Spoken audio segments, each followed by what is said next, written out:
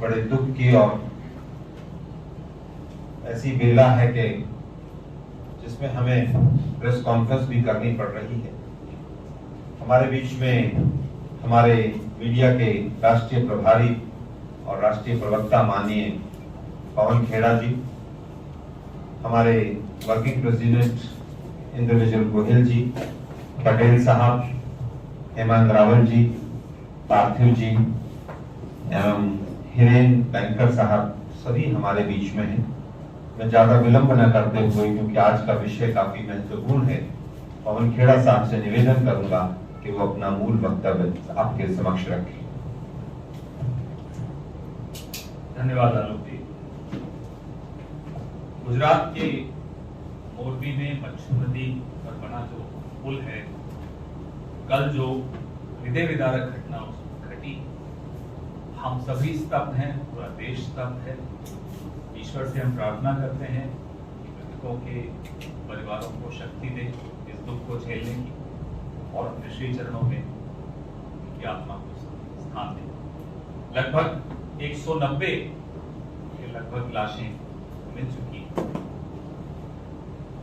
और जो वहां का मौत का मंजर है, आप लोग पत्रकार हैं, आपने कई अनुभव किए हैं, कई दृश्य देखे हैं, कई ऐसे नजारे देखे हैं, लेकिन कल कुछ पत्रकार साथियों से रात को बात हो रही थी तो वो बोल नहीं पा रहे थे, इतना दुखी थे, इतना भावुक।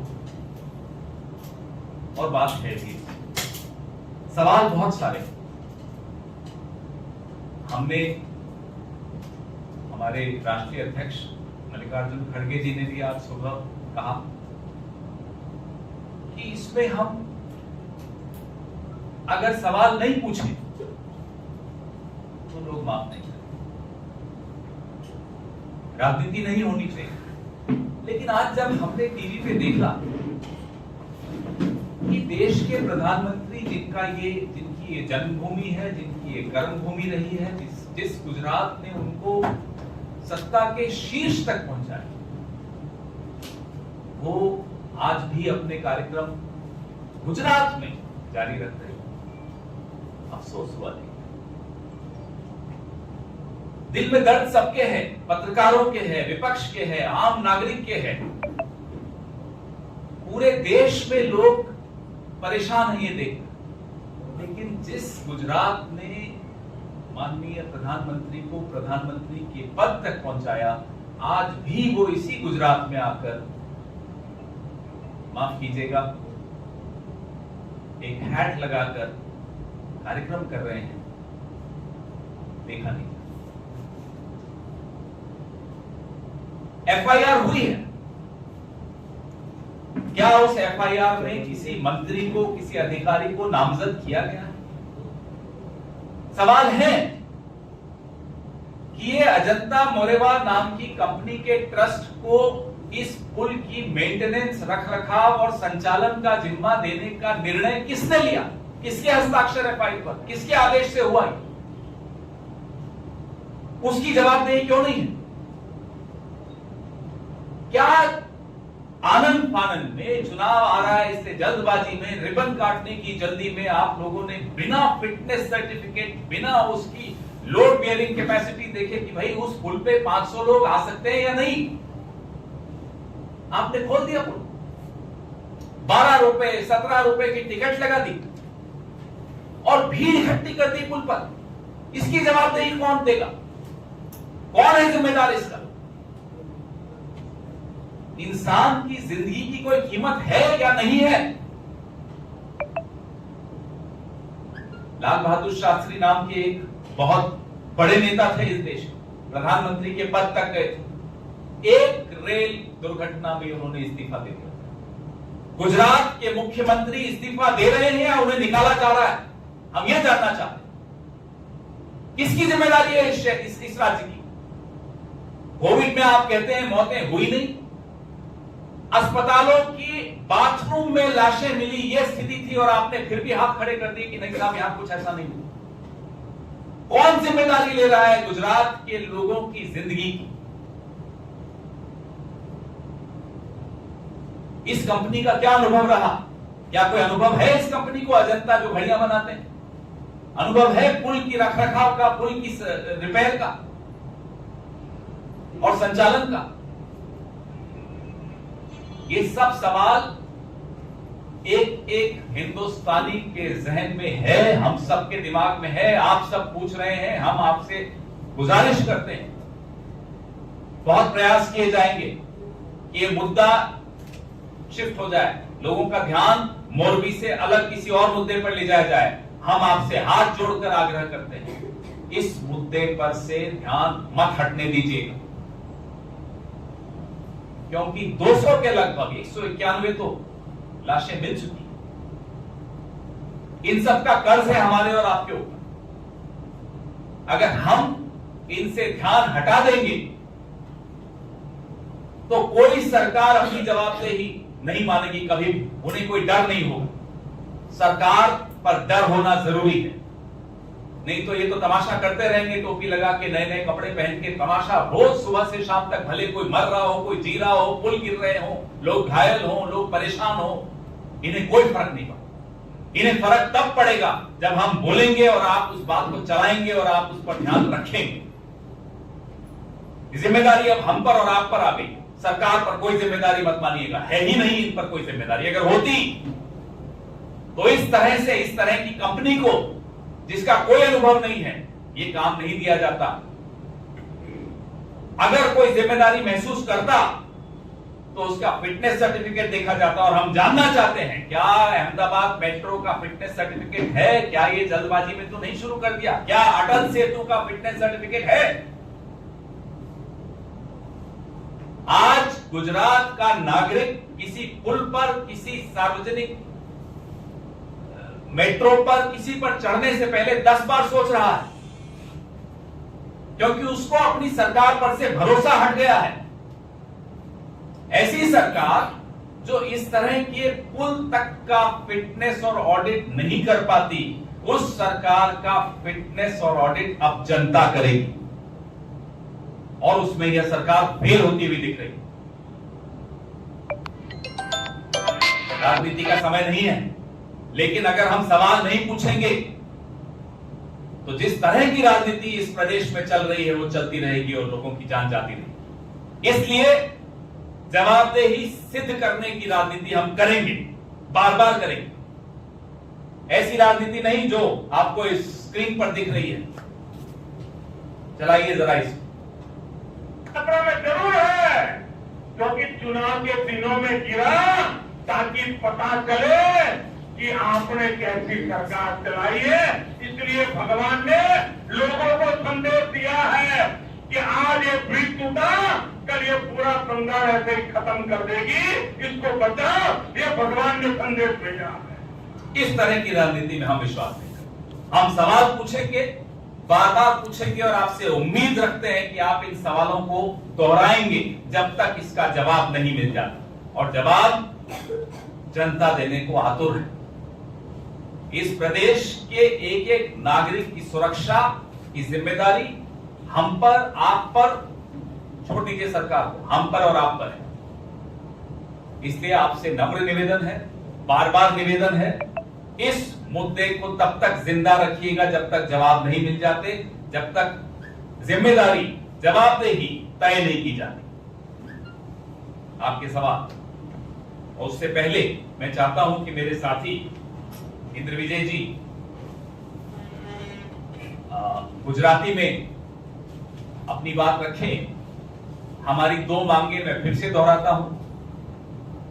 मुख्यमंत्री का तत्काल प्रभाव से इस्तीफा होना चाहिए। सुप्रीम कोर्ट के सेवानिवृत्त जज से इसकी निष्पक्ष और समयबद्ध जांच होनी चाहिए। बहुत जल्दी इसकी रिपोर्ट सबके सामने आनी चाहिए, सार्वजनिक की जानी चाहिए। मैं मेरे साथी इंद्र विजय जी से आग्रह करूंगा कि वो अपनी बात रखें।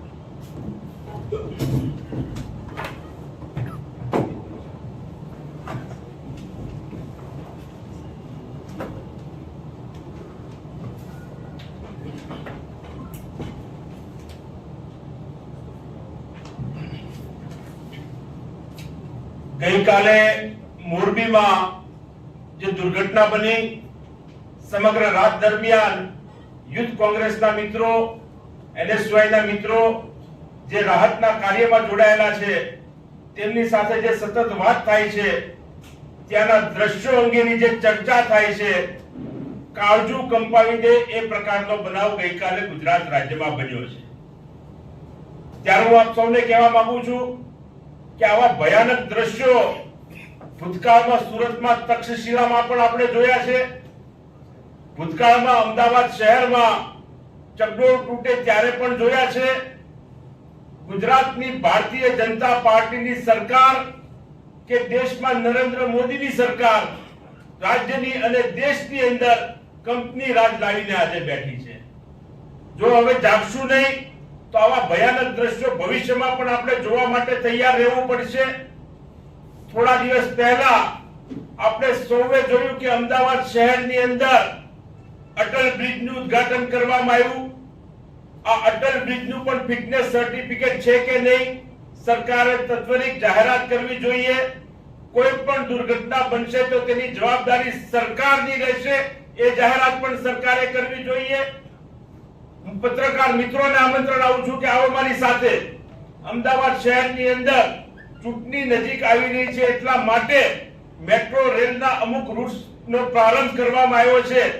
એક રૂટમાં સાથે બેસીને જોવો ટ્રેનના ડબ્બામાં શ્વાસ ન લઈ શકાય એટલા પેસેન્જરો ભર્યા છે. ત્યારે આ કોઈ પણ દુર્ઘટના બને તો તેની જવાબદારી કોની, એ જવાબદારી નક્કી કરવાની છે. સામાન્ય રીતે કોઈ પણ આવા બનાવો બનતા હોય છે, સરકાર સીટની રચના કરતી હોય છે. આ સીટના રિપોર્ટ ક્યારે આવતા નથી, કારણ કે એમના જ ઉદ્યોગપતિઓ અને એમના જ લોકો આમાં સંડોવાયેલા હોય છે. ત્યારે ગુજરાત રાજ્યની અંદર આજે બનાવ બન્યો છે, એમાં કોંગ્રેસ પક્ષના અમુક સવાલો છે કે આ દેશની અંદર જ્યારે અંગ્રેજોનું શાસન હતું ત્યારે કંપની રાજ ચાલતું હતું. ઈસ્ટ ઇન્ડિયા કંપની આ દેશની અંદર વેપાર કરતી હતી. આજે આ ભારતીય જનતા પાર્ટીની સરકારની અંદર પણ કંપની રાજનો પ્રારંભ થયો છે. જુદી જુદી કંપનીઓને એરપોર્ટ સોંપવામાં આવે છે. આ એરપોર્ટ ઉપરથી કોઈ પણ દુર્ઘટના બને CISF હટાવી લેવામાં આવી છે. ત્યારે કોઈ પણ આતંકી ઘટના બને તો તેની જવાબદારી જુદી જુદી કંપનીઓની રહેશે કે સરકારની રહેશે, તે પણ જવાબદારી નક્કી કરવી પડે. આ રાજ્યની અંદર 1600 જેટલો લાંબો દરિયા કિનારો છે. આ દરિયા કિનારા ઉપરના બંદર કોંગ્રેસના શાસનમાં વિશ્વની સાથે ભારતને વેપારમાં જોડવા માટે થતો હતો. આજે આ જ બંદરો જુદી જુદી કંપનીઓને સોંપવામાં આવ્યા છે અને કરોડો અબજો રૂપિયાનું ટ્રસ્ટ આ બંદરો ઉપરથી ગુજરાત રાજ્યમાં આવી રહ્યું છે. જુદી જુદી કંપનીઓને આ પ્રકારના કોન્ટ્રાક્ટ આપી અને ગુજરાત રાજ્યના યુવાનોના ભવિષ્ય સાથે, ગુજરાતની આવનારી પેઢી સાથે, ગુજરાતની જનતા સાથે ખૂબ મોટી મજાક થઈ રહી છે. ઘણા લોકો કહેતા હોય છે કે કોઈ પણ નવું સાહસ થાય ત્યારે કે આ તો નરેન્દ્ર મોદી સાહેબ જ કરી શકે, ભાજપ જ કરી શકે. આવી પીસીઆરીઓ મારવાના બદલે જે જવાબદાર હોય તેની સામે કડક કાર્યવાહી થવી જોઈએ. સરકારે તાત્કાલિક જો કોઈ પણ શરમ જેવું હોય મુખ્યમંત્રીએ રાજીનામું આપી દેવું જોઈએ અને ગુજરાત રાજ્યની અંદર ભારતીય જનતા પાર્ટીના શાસનમાં આ પ્રથમ વખત આવો બનાવ બન્યો એવું નથી. આ કોઈ માનવ સર્જિત આપત્તિ નથી, આ કોઈ કુદરતી આપત્તિ નથી. આ માત્ર ને માત્ર ભાજપ સર્જિત આપત્તિ છે અને આ ભાજપ સર્જિત આપત્તિનો જવાબ ભારતીય જનતા પાર્ટીની સરકારે આપવો પડશે. આ કેબલ પુલ ઉપર જો સેફટી વગર ચાલુ હતો તો પ્રશાસનની જવાબદારી હતી કે તેને સેફટી ચાલુ કેમ ન કરવામાં આવી. સાથે સાથે આ પુલના ઉદ્ઘાટનમાં ભારતીય જનતા પાર્ટીના અનેક નેતાઓ જોડાયેલા હતા. એ નેતાઓની પણ જવાબદારી હતી કે આ પુલનું સેફટી સર્ટિફિકેટ છે કે નથી. આ કોઈ લોકો માત્ર ચૂંટણી આવે છે એટલે વાહવાહ કરવા માટે આવા ઉદ્ઘાટનો કરતા હોય છે. કિંમત ગુજરાત રાજ્યની જનતાએ ચૂકવવી પડતી હોય છે. ત્યારે ગુજરાત રાજ્યની જનતાએ કિંમત ચૂકવવાના બદલે જવાબ માંગવાનો સમય આવ્યો છે અને કોંગ્રેસ પક્ષ આ મુદ્દે કડક રીતે ગુજરાત રાજ્યના મુખ્યમંત્રીનું રાજીનામું માંગે છે અને પ્રધાનમંત્રી પાસે પણ અપેક્ષા રાખે છે કે જુદી જુદી હેટ પહેરીને ખોટા મગરમચ્છના આંસુ સારીને સાંત્વના આપવાના બદલે કડક કાર્યવાહી થવી જોઈએ અને જે લોકો આમાં સંડોવાયેલા છે, જેમના હસ્તાક્ષરથી જે કંપનીઓને કોન્ટ્રાક્ટ આપવામાં આવેલા છે, એ લોકો ઉપર પણ કડક દાખલો બેસે તેવી સજા કરવામાં આવે, આ કોંગ્રેસ પક્ષ દ્વારા માંગણી કરવામાં આવે છે.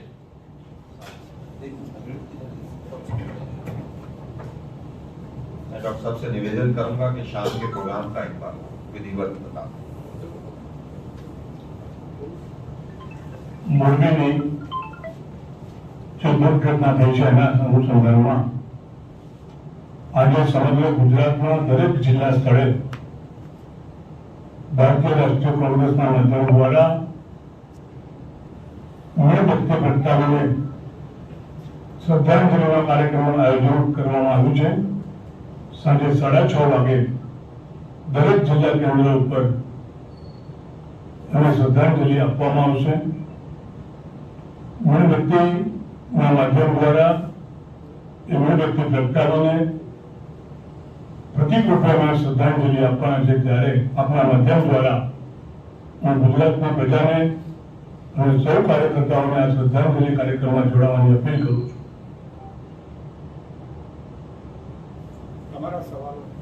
आपके जो भी प्रश्न हो माननीय पवन खेड़ा जी।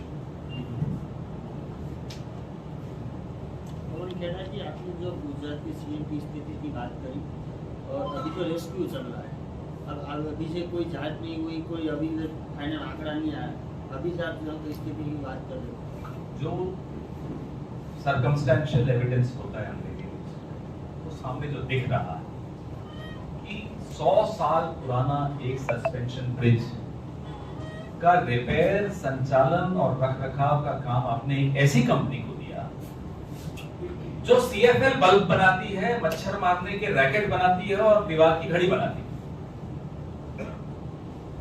सवाल सबसे पहला ये, उसको क्यों दिया? नंबर 2, फिटनेस सर्टिफिकेट था।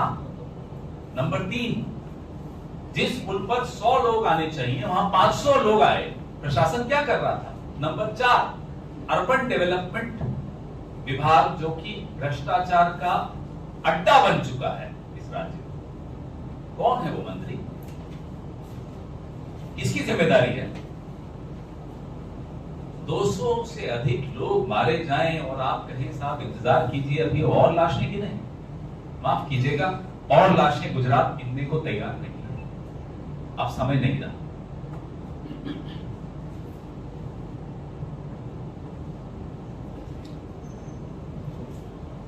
धन्यवाद।